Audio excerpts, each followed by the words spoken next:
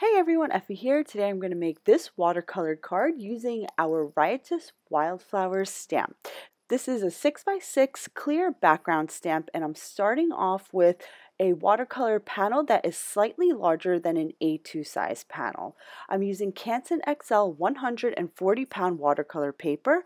I'm going to be heat embossing today, so I inked up my background stamp with some Versamark ink, and then I applied my paper over my stamp, and I used my speedball bearing tool to help me get some nice, firm, even pressure across my panel to get a nice, crisp, and clear image. After I spooned on some of our rose gold embossing powder, I heat the entire panel with my heat tool, melting all of that gorgeous powder.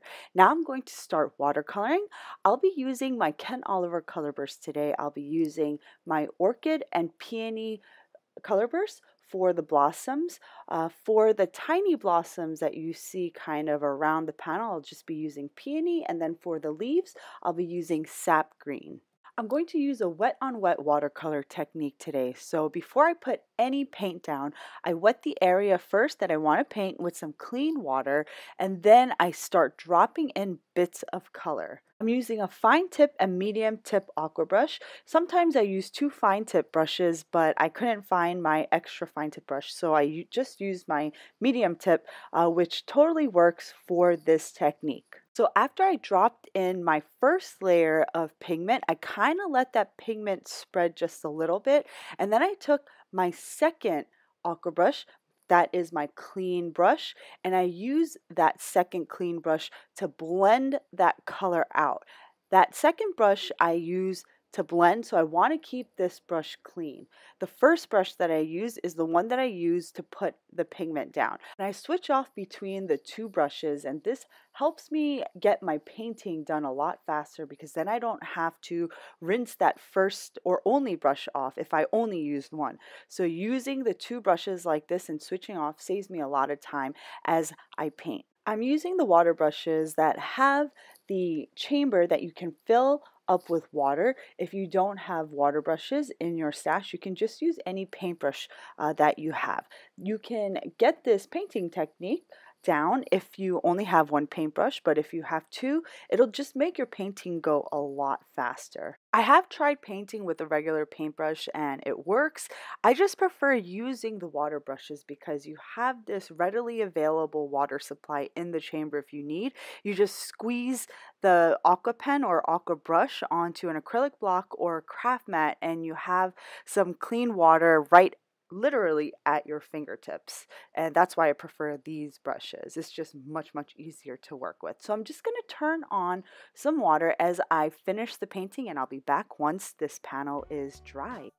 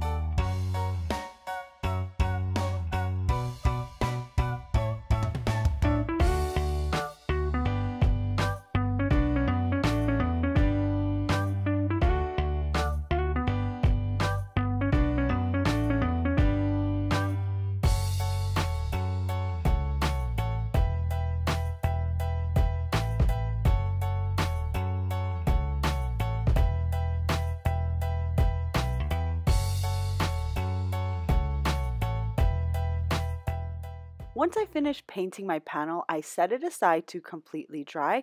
Then I took the largest die from our double stitch rectangles large die collection and I die cut my watercolored panel into an A2 size panel with some lovely stitching at the edges.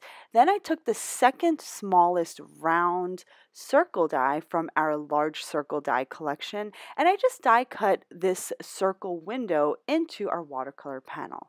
For my sentiment, I'm just using these gold foil stickers that are available in our shop. They're available in packs of 2 sheets. They're about 1.75 inches wide, and they're really great for just subtle sentiments if you want to add them to your projects if you don't feel like stamping.